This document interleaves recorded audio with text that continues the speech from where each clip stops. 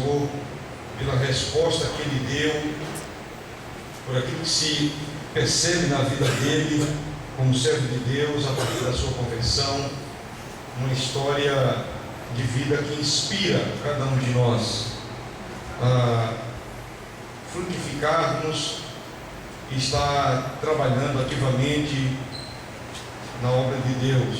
E ontem falei a respeito do procedimento do apóstolo Paulo na relação, na intermediação do relacionamento quebrado entre Filemão e Onésimo, focalizando na importância do perdão e da restauração da comunhão mútua entre os crentes. Essa manhã eu quero dirigir minha palavra aos pais, pai e mãe, compreendendo que nós estamos diante de um grande desafio também imposto pela pós-modernidade, um desafio imposto por várias distorções que pode ser percebida na sociedade na qual estamos inseridos. É um engano muito grande quando nós pensamos que pelo fato de sermos crentes estaremos livres daquilo que sucede no mundo, do conceito que o mundo adota. Nós somos bombardeados por conceitos diversos, e isso também nos alcança, isso nos atinge, e comportamentos errados também são vistos nas famílias cristãs como resultado da adoção e do recebimento de conceitos que se distanciam da palavra de Deus. É comum se verificar em muitas famílias que se dizem cristãs valores que em nada têm a ver com os valores da palavra de Deus. À medida que o tempo se abrevia e à medida que a consumação de todas as coisas se aproxima, os desafios para a família cristã, eles também vão se multiplicando. Eu acredito que caminhamos para o fim. Nós estamos, essa é a minha crença, estamos na iminência da volta de Cristo. Próximo domingo eu estarei encerrando na igreja uma série de 15 estudos no livro do Apocalipse. Nós começamos dia 3 de março e encerraremos no próximo domingo à noite. E por isso que, estudando o livro do Apocalipse de forma sistemática com a igreja, tenho essa convicção de que de fato caminhamos para o fim, e o fim está bem próximo. E à medida que nós caminhamos para o final dos tempos, os desafios vão sendo multiplicados sobre a família. Nós somos confrontados diariamente com desafios que nos cercam. Nós temos diante de nós vários desafios. E em quais desafios nós poderíamos pensar, o que podemos elencar como desafios para nós, como família cristã, como famílias cristãs, hoje, como pais, mães, que têm a responsabilidade de criar, educar seus filhos, sobretudo, no caminho do Senhor. Nós temos diante de nós um desafio conceitual.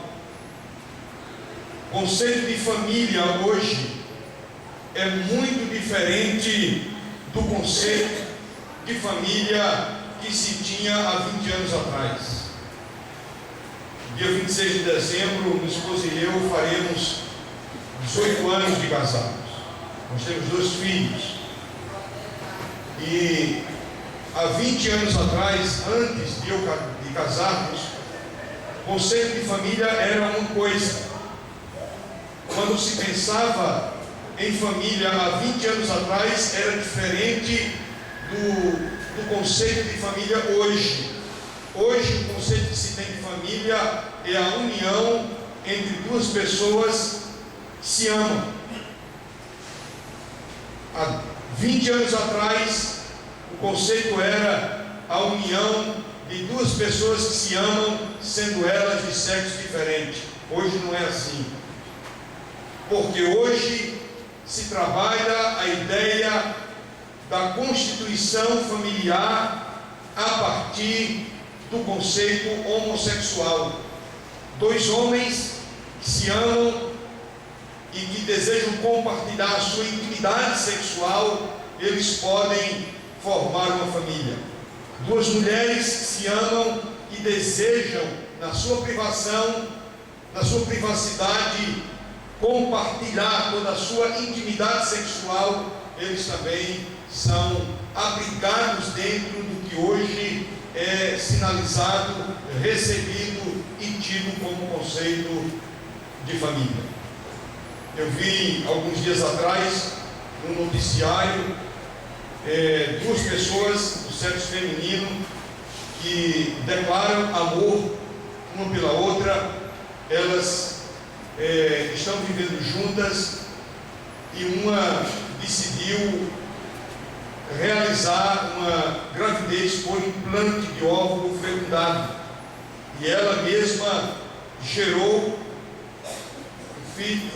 filhos gêmeos, deu à luz, e agora aquelas duas crianças vão compartilhar a vida em família com duas mães. Que conceito essas crianças terão de família? Elas crescerão com um conceito completamente diferente e concordando, e serão defensoras da legalidade, da moral desse novo conceito. Há poucos dias atrás também assisti na televisão, talvez alguns aqui tenham ouvido, uma entrevista, um debate entre dois homossexuais casados, membros de uma igreja que se denomina cristã, e os dois são pastores dessa igreja. E a foto que foi projetada foi a foto dos dois beijando na boca. E nós convivemos com isso. Nós podemos até dizer misericórdia, como alguns sussurraram aqui, mas de fato, se eu e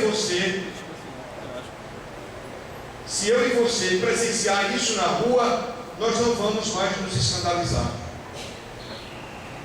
porque progressivamente nós vamos nos acostumando também, ainda que discordemos da prática, nós não somos mais afetados, nós não nos sentimos agredidos com isso, porque é dessa forma que os novos conceitos eles vão penetrando dentro de nós.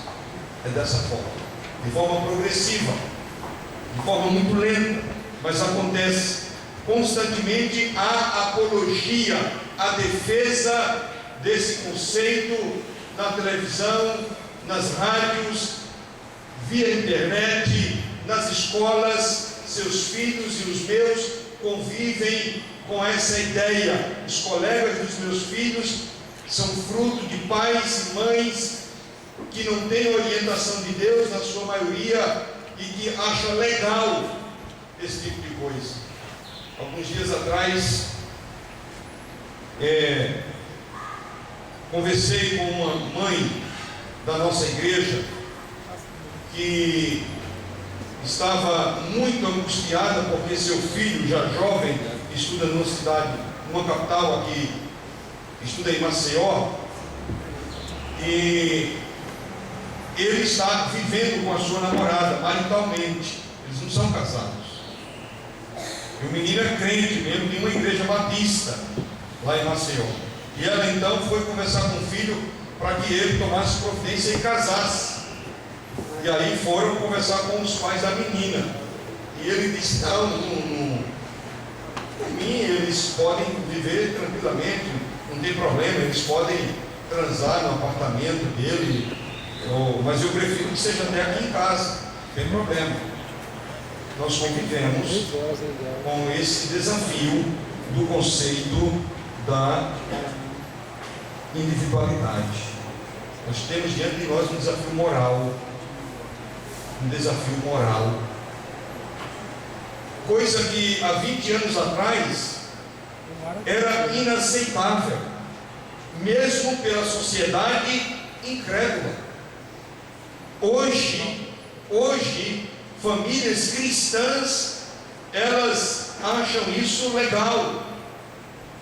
E digo mais, e me arrisco a dizer, que talvez, eu não tenho bola de cristal, eu não tenho dom de adivinhar nada, mas eu me arrisco a dizer que talvez aqui haja pessoas que acham legal isso também. Eu me arrisco a dizer, eu não estou fazendo nenhum julgamento, mas é porque progressivamente nós vamos sendo afetados por esse tipo de ideia. Você sabe que na maioria das vezes,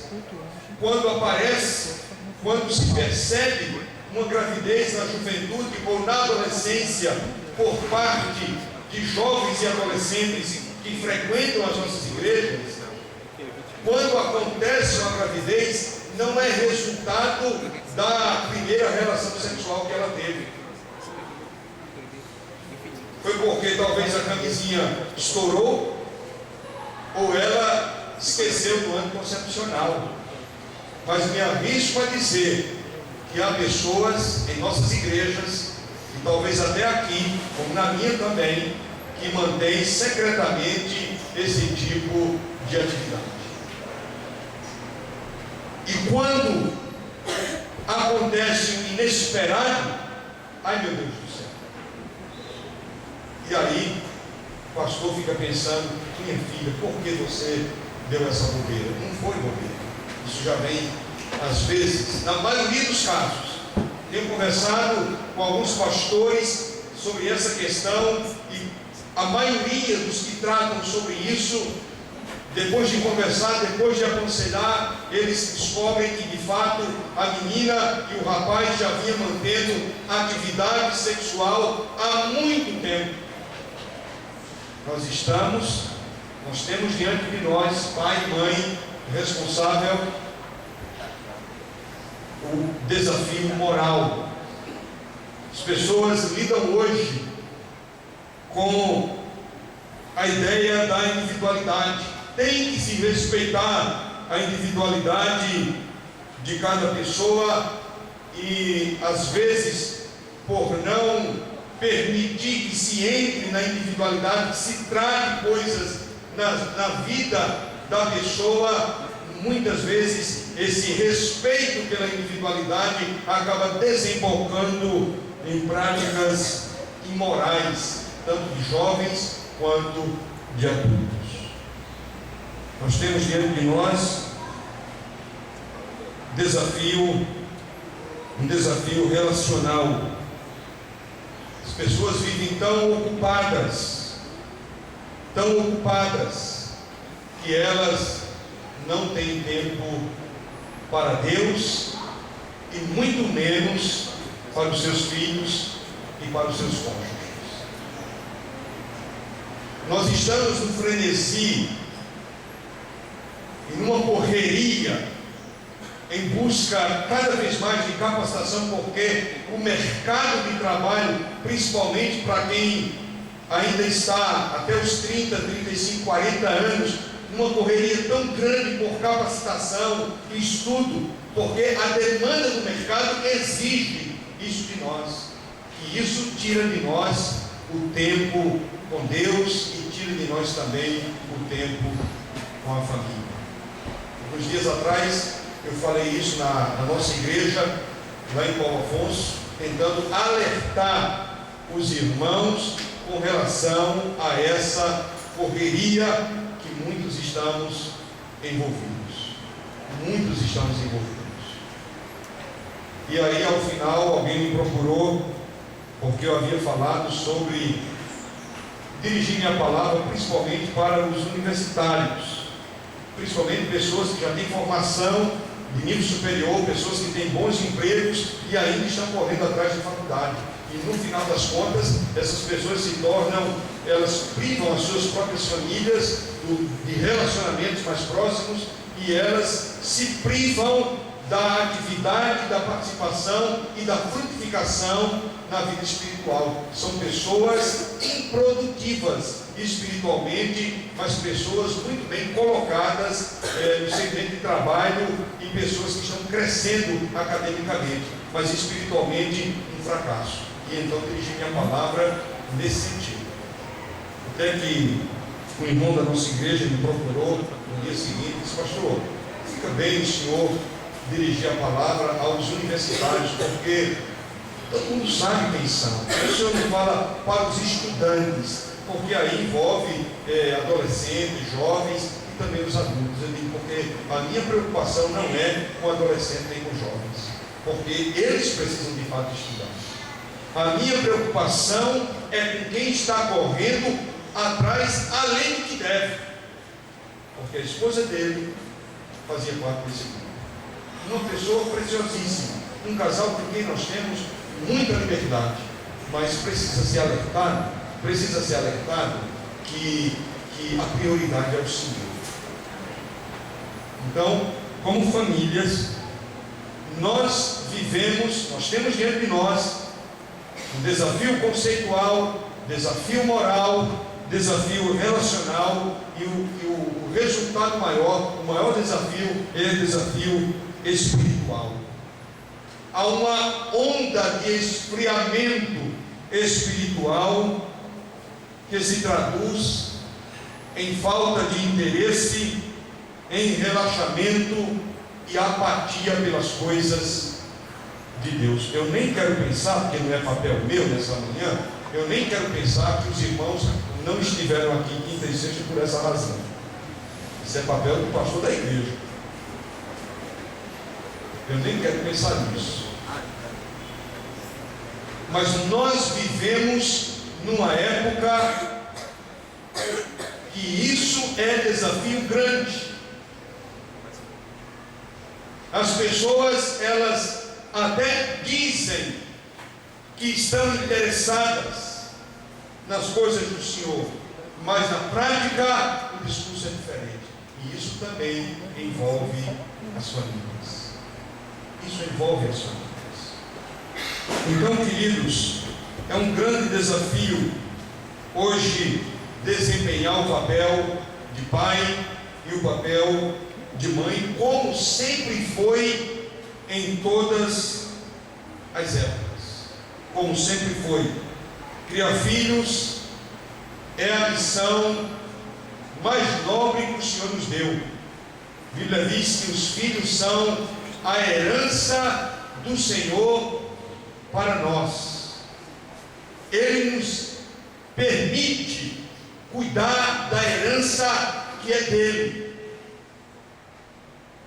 tendo a responsabilidade de encaminhar bem os nossos filhos. Nós temos na Bíblia vários exemplos de famílias e de homens que, na vida espiritual, na relação deles com Deus, se tornaram pessoas exemplares.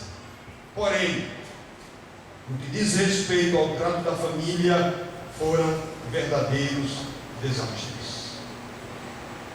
O que é que nós pretendemos? Esses dias alguém me disse que a nossa responsabilidade não é criar filhos para nós mesmos, mas criá-los para o mundo. Amém? Eu estava doido para corrigir. Amém? Coisa nenhuma. A nossa responsabilidade é criar filhos para a eternidade. É criá-los de tal maneira que eles possam, através de nós, encontrar inspiração, encontrar ensino para estar no caminho de Deus e ter a experiência, a garantia da certeza do céu. Nós temos a responsabilidade de criar filhos e prepará-los para a eternidade. É disso que advém a maior responsabilidade de cada um de nós. Como é que vai a educação dos seus filhos? Como é que vai o comportamento dos seus filhos? Você é um pai, uma mãe que de fato nutre preocupação com essa questão? Você é alguém que está observando aquilo que os seus filhos estão aprendendo na igreja? E não só na igreja, porque aqui há também uma falha. É que as pessoas entregam à igreja a responsabilidade da educação espiritual dos filhos. E não é responsabilidade primária da igreja. É responsabilidade do pai e da mãe. Quando nós olhamos, sobretudo no Antigo Testamento, sobre a perspectiva da educação dos filhos, se verifica que responsabilidade de ensinar a criança no caminho em que deve andar é dos pais. Um tempo atrás, um pai me procurou porque ele achava que a igreja estava precisando de um programa específico que atendesse à necessidade dos jovens e dos adolescentes, porque não tinha. E eu estava, acho que no meu 5º ano de trabalho lá. De fato, eu tive que admitir, enquanto pastor da igreja, como representante legal dela, tive que admitir que de fato havia uma negligência, uma falha, ainda que não proposital, mas a falha estava ali e nós precisávamos cuidar daquilo.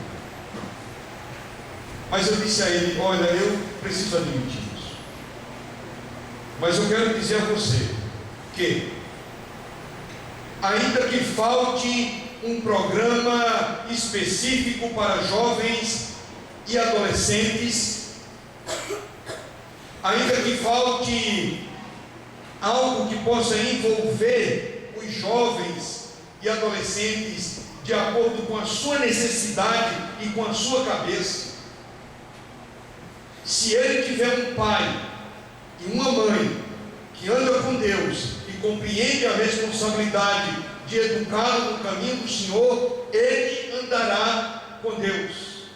E aí eu tive que dizer para aquele irmão: e é isso que está faltando na sua casa, porque o mínimo que se ensina na igreja, você desfaz em casa. Muito peso no meu coração. Choramos juntos, oramos, mas eu precisava dizer isso aí, porque na sua grande maioria, aquilo que se ensina a partir do púlpito, aquilo que se ensina a partir da classe de jovens e adolescentes, quem é o presidente da mocidade? Alexandre. Muito bem, joga duro. Professor de adolescentes, eu sei que é Júlio César. E a irmã Auristela. Muito bem. Na maioria das vezes, aquilo que é passado para os jovens e para os adolescentes, muitas vezes os pais desmancham em casa pela incoerência do seu comportamento. E isso eu me refiro a pais crentes. Quando o jovem adolescente tem pais descrentes, aí não tem como cobrar, porque os princípios são ouvidos.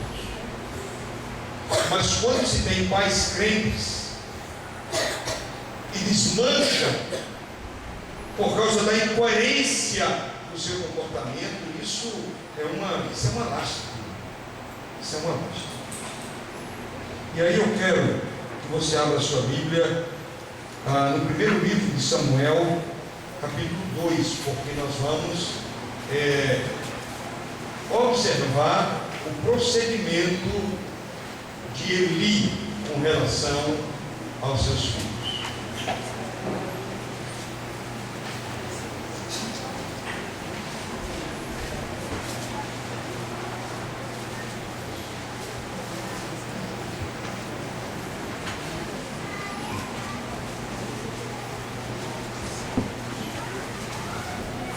Eli, sacerdote de Deus, nos dias de Ana, mãe de Samuel, homem responsável pelas coisas de Deus, ministro de Deus, servo de Deus, referência que deveria ser espiritual para todo o povo de Israel, homem idôneo, homem de quem se esperava bons conselhos, homem cuja vida deveria ser uma referência espiritual e também familiar para o povo de Deus.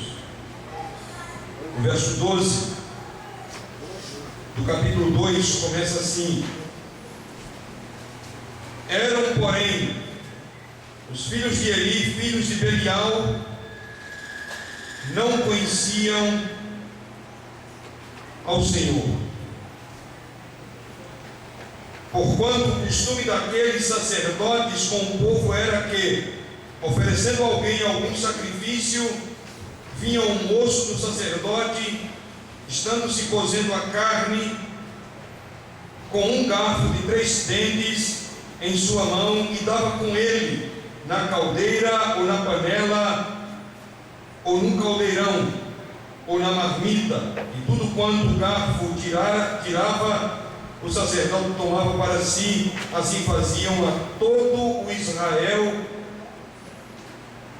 que ia ali a Sião. Também antes de queimarem a gordura, vinha um moço do sacerdote e dizia ao homem que sacrificava: dá essa carne para assar ao sacerdote, porque não tomará de ti carne cozida senão crua. E dizendo-lhe o homem: queime primeiro a gordura de hoje, e depois toma para ti quanto desejar a tua alma. Então ele lhe dizia: não, agora a has de dar, e se não, por força tomarei. Era, pois, muito grande o pecado destes mancebos perante o Senhor, porquanto os homens desprezavam a oferta do Senhor. O sacerdote estava ali para mediar as leis cerimoniais do sacrifício. Haviam regras que pautavam, que ditavam o comportamento sacerdotal. O serviço não podia ser realizado aleatoriamente ou de acordo com o entendimento ou interpretação de cada um. Eles tinham que se pautar pela lei que regia as cerimônias, e cabia ao sacerdote determinadas porções do sacrifício, mas ele não tinha a autorização para proceder indiscriminadamente ou à revelia da lei que regulava o sacrifício. Mas o que se percebe aqui dos filhos de Eli é o que o verso 12 diz: que eles eram filhos de Belial. Verso 12. O texto aqui está dizendo literalmente que eram esses filhos de Eli filhos do diabo. E isso aqui é sintomático. Isso aqui deve chamar a nossa atenção para a reflexão. Belial significa literalmente indigno. É um termo hebraico que é usado nas escrituras judaicas para descrever Satanás, o príncipe da ilegalidade e das trevas. Essa foi a descrição que Samuel fez dos filhos de Eli. Eram homens cuja origem, cujo mentor, cujo senhor deles era o diabo. Agora é claro que pais não têm o poder de converter os filhos, mas eu acredito no que a palavra de Deus diz: ensina a criança no caminho em que deve andar, e ainda quando envelhecer não se desviará dele. E interessante que o texto diz: ensina a criança no caminho que se deve andar. Porque aqui tem um pressuposto de que quem ensina também está no caminho. Não é ensina a criança o caminho que ela deve andar, mas ensina a criança no caminho. Pressupõe que quem ensina também está no caminho. Você vai ensinar a partir da sua experiência. Você ensina a partir das suas convicções. Você ensina a partir daquilo que você entende que é saudável. Você ensina a partir daquilo que te envolve, a partir daquilo que te toma, a partir daquilo que te satisfaz. Se a vida com Deus satisfaz a mim, se a vida com Deus é a coisa mais importante que eu tenho, é isso que eu vou ensinar com todas as fibras do meu coração aos meus filhos, e desejar e orar por eles, e orar com eles, para que eles possam, tão cedo quanto possível, abraçar o caminho do Senhor com convicção e não por tradição familiar. E o primeiro erro que se percebe aqui desse sacerdote é que ele não investiu na instrução espiritual dos seus filhos. Porque o texto é clássico e ele começa dizendo que os filhos de Eli eram filhos do diabo. Essa é a expressão dele. De quem são seus filhos? A depender do seu comportamento, a depender da sua postura, quem os seus filhos vão de fato seguir. Eli era um sacerdote, um homem de posição elevada na sociedade religiosa judaica. E aqui nós vamos refletir, queridos, que nenhum sucesso vale a pena se nós perdermos os nossos filhos. Não terá valido a pena nenhum sucesso pessoal ou profissional, nada disso vai compensar a perda dos nossos filhos. Nenhuma atividade, nenhum envolvimento, nenhum investimento de tempo ou de recursos em qualquer outra coisa que possamos imaginar ou que possamos elencar vai valer a pena se no final você tiver que chorar não só a perda, não só a morte do seu filho, mas a ida dele para o inferno. Sobretudo, quando o principal responsável for você e eu, enquanto pais, enquanto pai, enquanto mãe. Quantos de nós têm de fato se preocupado com essa questão? Eli dedicou tempo ao serviço sacerdotal, mas não investiu tempo na vida dos seus filhos. Não há registro de conversão deles. É meu dever, é seu dever, enquanto pai e mãe, investir na vida espiritual dos nossos filhos. Eli não investiu. Em segundo lugar, nós percebemos aqui no verso 17, que mesmo sendo errado, mesmo sendo grande o pecado dos filhos de Eli, no serviço de Deus, a vida espiritual era uma vida sem referência. O verso 17 e o verso 22 nos informam que Eli não só não investiu, como ele também não corrigiu o comportamento errado dos seus filhos. O verso 17 diz: era, pois, muito grande o pecado desses mancebos perante o Senhor, porquanto os homens desprezavam a oferta do Senhor. E o verso 22 diz: era, porém, Eli já muito velho, e ouvia tudo quanto seus filhos faziam a todo Israel, e de que se deitavam com as mulheres que em bandos se ajuntavam à porta da tenda da congregação. Está vendo por que eu creio que às vezes a promiscuidade ela está dentro da igreja, a imoralidade ela campeia muitas vezes dentro da igreja de forma escondida, porque isso não é de hoje. Porque na época do sacerdote Eli, os seus filhos que auxiliavam no serviço sacerdotal praticavam isso.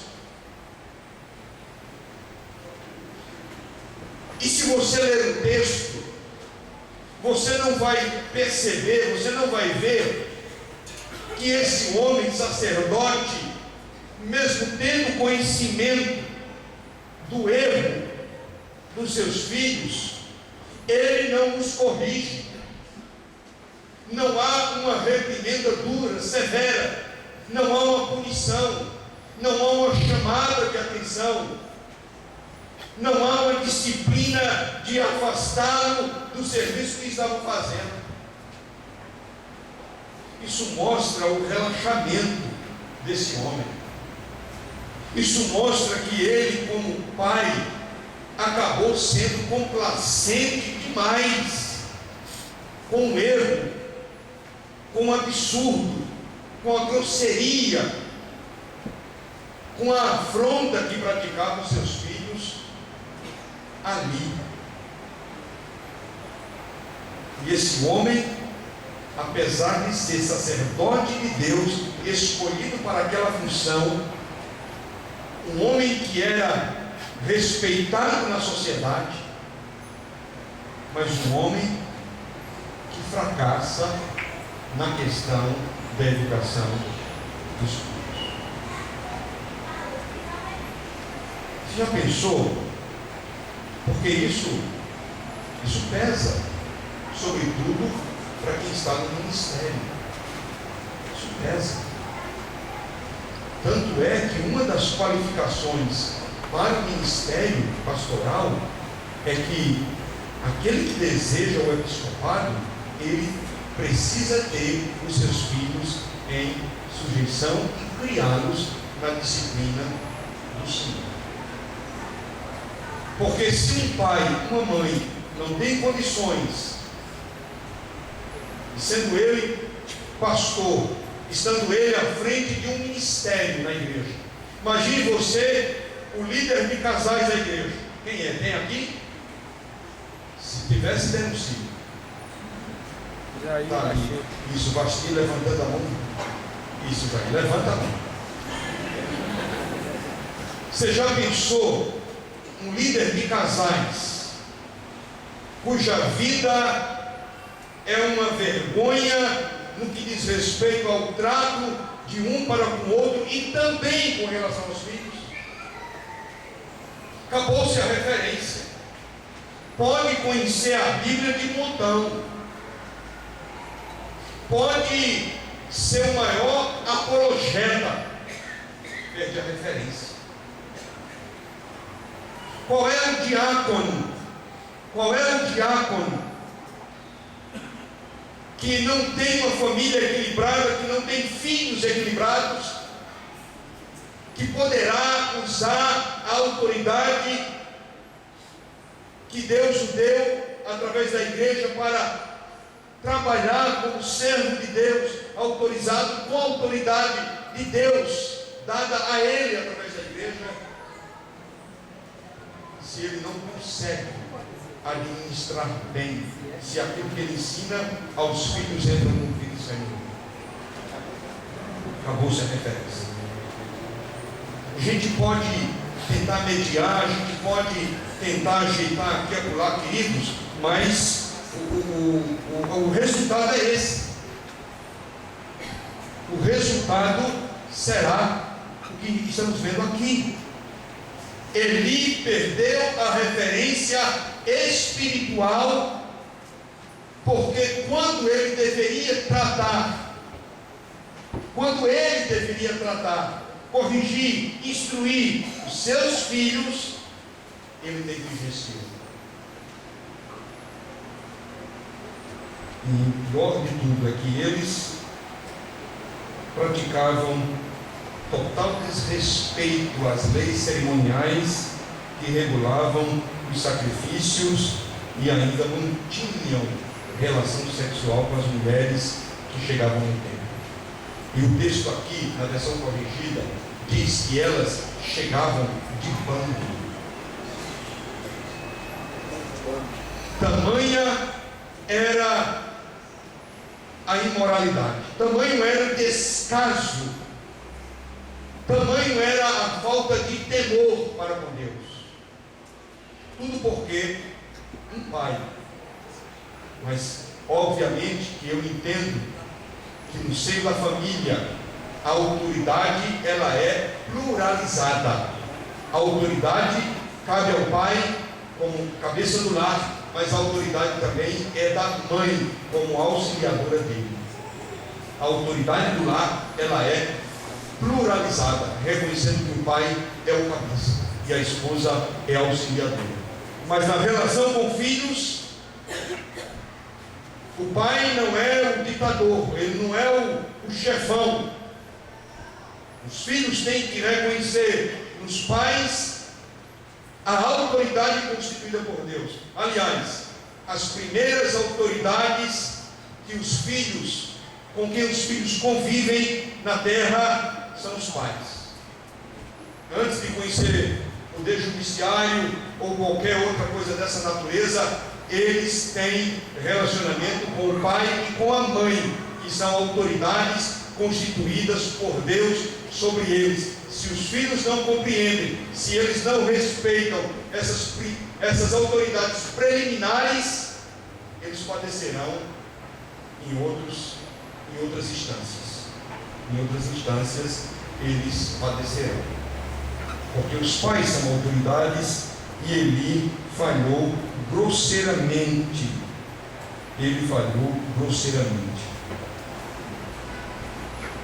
Terceiro erro de Eli, verso 29 e verso 30,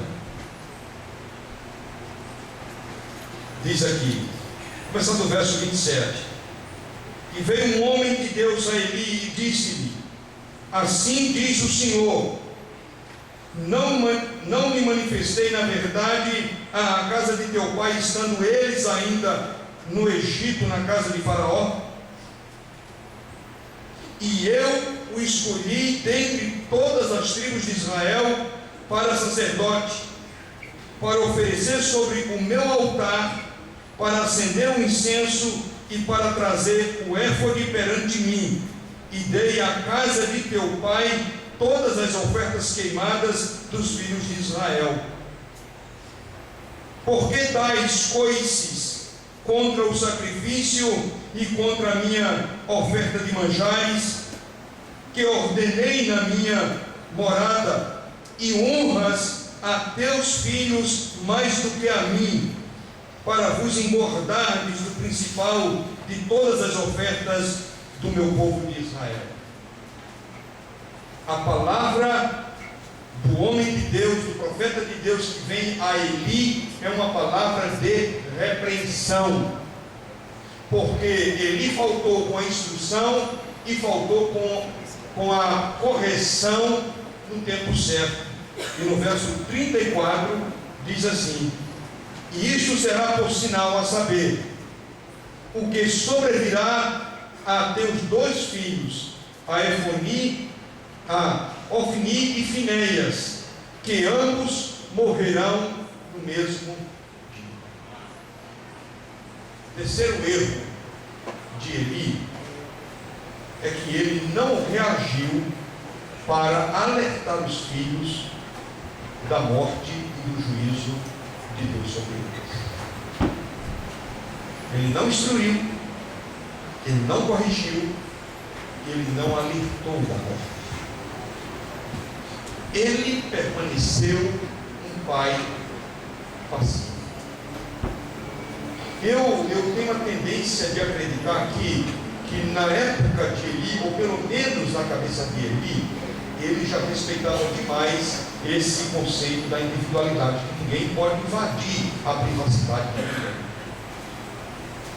E ele julgou que seus filhos tinham boa cabeça. E ele os deixou prosseguir. E o Senhor disse que trataria com desprezo e com desonra o seu nome, porque Eli decidiu honrar mais os seus filhos do que honrar a Deus. E mesmo assim, não houve reação da parte de Eli para com os seus filhos. Qual tem sido o seu procedimento? O que tem feito os seus filhos? O que eles têm feito tem de fato agradado ao Senhor? Logo que assumi a igreja, em 2003, eu assumi no dia 9 de agosto de 2003, mas eu ainda estava trabalhando em Pernambuco e eu só ia a cada 15 dias, até que no dia 11 de dezembro de 2003 nós mudamos para Móveis.